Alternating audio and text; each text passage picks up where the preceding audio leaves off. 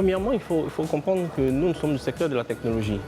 D'accord. Et étant du secteur de la technologie, nous sommes absolument intéressés par tout ce qui concerne en fait la dématérialisation des processus, que ce soit administratif, que ce soit également les métiers. Et comme à cet événement, nous avons parlé surtout des questions de transport,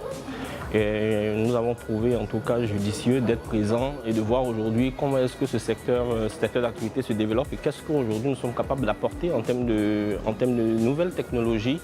pour les questions du transport. Le premier point marquant, c'est surtout le fait que nous n'avions pas conscience en fait, du niveau de besoin dans le secteur et de ce que la technologie était véritablement capable d'apporter dans ce secteur d'activité-là. Après les différents échanges, nous nous sommes rendus compte qu'il y a énormément de besoins, qu'il y a énormément également de possibilités techniques que nous sommes capables d'apporter et que surtout les personnes du corps de métier sont demandeurs. Sont très demandeurs de ces nouvelles technologies. Nous avons abordé par exemple les points liés au paiement électronique, les points liés à la dématérialisation des processus des tickets de transport. Nous avons abordé également des points importants tels que l'implication de nos gouvernements dans les lois qui devraient pouvoir en fait aider ce genre de secteur tel que le transport de se développer. Nous nous sommes rendus compte également du niveau de maturité qu'il y avait dans le secteur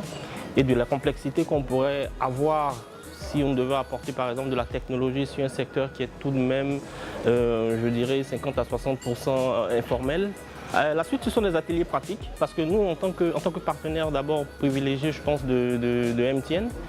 nous aurons juste après cet événement-là des assises que nous allons avoir à faire avec MTN, essayer de